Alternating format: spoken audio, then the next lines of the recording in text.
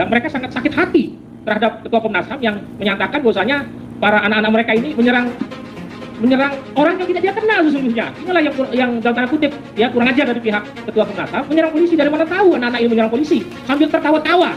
Nah ini saya pikir jangan-jangan Ketua Komnas HAM ini punya video, dia bisa lihat bagaimana anak-anak Laskar FPI ini melihat menyerang orang yang dia tidak kenal. Mereka dalam situasi mencekam ya. Kalau misalnya ahli forensik psikologis kami mengatakan tidak. Dia dalam suasana yang sebetulnya ada gembira, heroisme, kegembiraan gitu. Ya, gembira. Nah, ini seperti kami tidak capable. Dia 5 tahun bekerja pernah bersama FBI. Lain. Saya kira kata-kata perintah serangan balik kalau tangan kosong apa. Munarman beberkan taktik tim advokasi Laskar FPI. Komnas HAM terpojok. Artinya di sini ada ketidakmampuan dari pihak dalam negeri Indonesia, ada unwill dan unable, tidak ada keinginan dan tidak ada kemampuan dan tidak ada kemauan untuk memproses dugaan pelanggaran HAM berat terhadap anak-anak bangsa sendiri.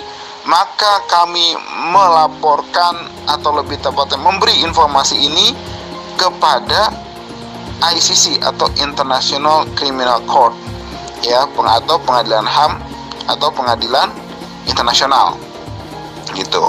Jadi nanti kita tunggu saja perkembangannya. Mohon doanya, kita akan kejar seperti janji kami, sampai lubang semut akan kita kejar, sampai masuk neraka jahanam pun akan kita kejar, akan kita cari itu untuk mempertanggungjawabkan dunia dan akhirat perbuatan keji mereka. Demikian. Assalamualaikum warahmatullahi wabarakatuh. Komnas HAM jadi penyidik atau jadi hakim, kan tetap Komnas HAM itu lakukan tugas negara, yaitu membela hak asasi manusia. Jadi yang ditemukan Komnas HAM itu berguna sebagai pembuktian nanti di pengadilan. Tapi bagaimanapun itu sudah diucapkan. Paling tidak ada pikiran alternatif di publik, tidak sekedar versi dari negara itu. Nah, kita paham bahwa Komnas HAM itu nggak mungkin independen sepenuh-penuhnya. Karena Komnas HAM dipilih secara politis itu. Jadi tokoh-tokoh Komnas HAM tentu ada deal politik dengan DPR. Bagaimanapun dia diskrutinisasi oleh DPR. Dalam tahapan proses itu sebetulnya rombongan kendaraan Muhammad Rizik Syihab dan keluarga sudah jauh berada di depan, tapi kemudian di belakang ada kendaraan dari Laskar FPI yang kemudian berserempetan. Kemudian setelah itu timbul aksi tembak-menembak.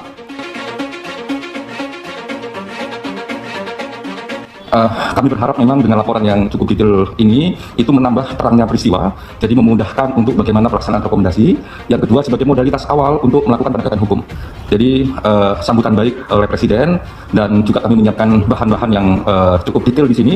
Itu kita berharap agar kasus ini segera bisa diselesaikan dan kita dapat belajar banyak dari kasus ini, bahwa atas nama apapun, oleh siapapun, kekerasan di negeri ini tidak boleh terjadi.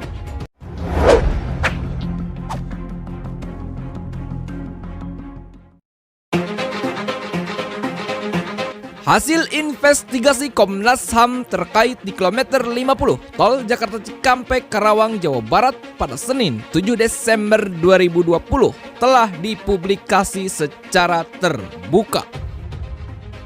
Tim advokasi 6 Laskar FPI yang keberatan dengan temuan Komnas HAM itu ternyata sudah menyiapkan amunisi baru.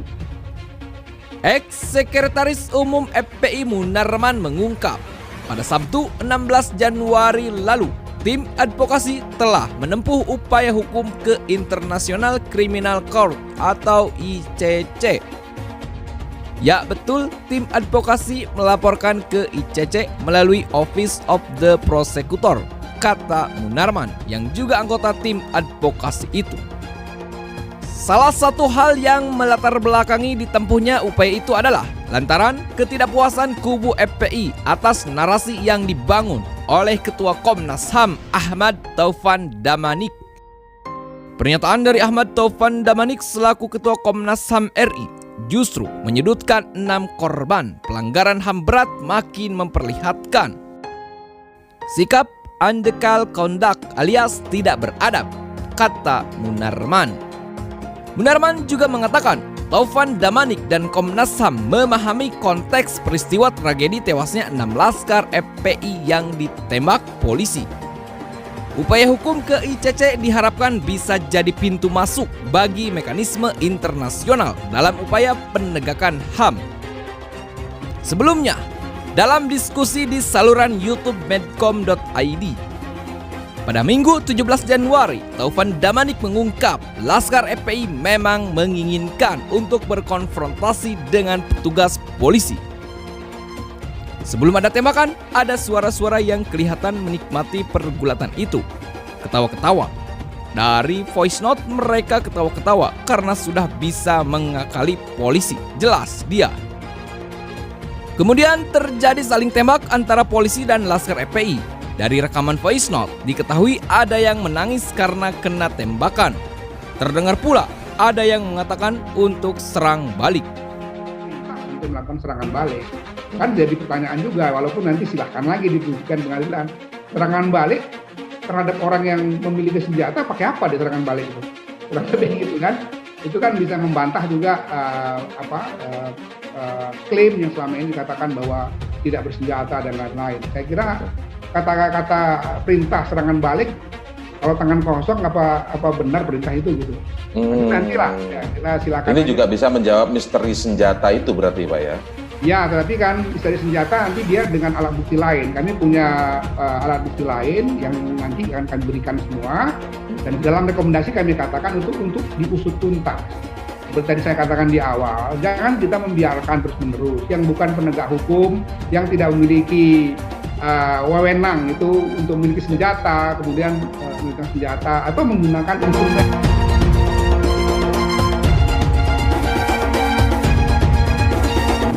Terkait dengan apa yang disampaikan temuan dari Komnas HAM,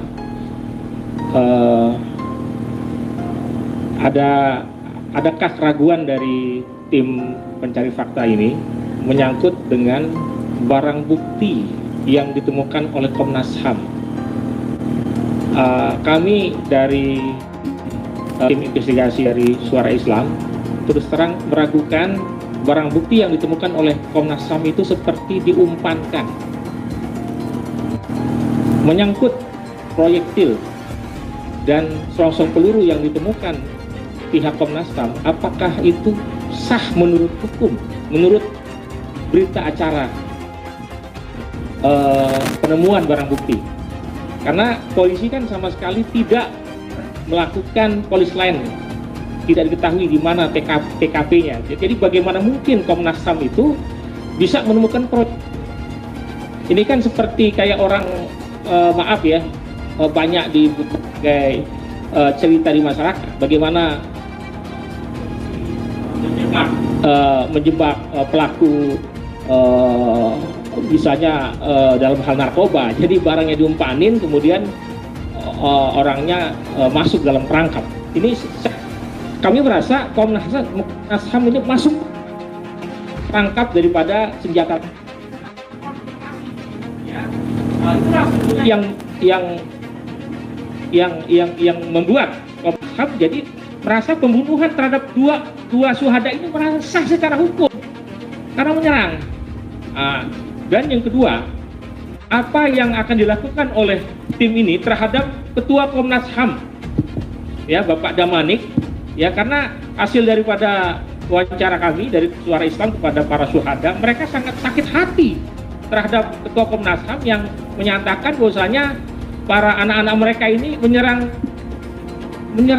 orang yang tidak dia kenal sesungguhnya. Inilah yang dalam tanda kutip ya kurang ajar dari pihak Ketua Komnas HAM, menyerang polisi. Dari mana tahu anak-anak ini menyerang polisi sambil tertawa-tawa? Nah ini saya pikir jangan-jangan Ketua Komnas HAM ini punya video, dia bisa lihat bagaimana anak-anak Laskar FPI ini melihat menyerang orang yang dia tidak kenal sambil tertawa.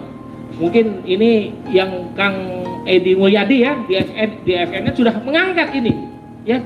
Dan kok bisa ya Ketua Komnas HAM itu bisa menyakiti perasaan dari orang tua korban.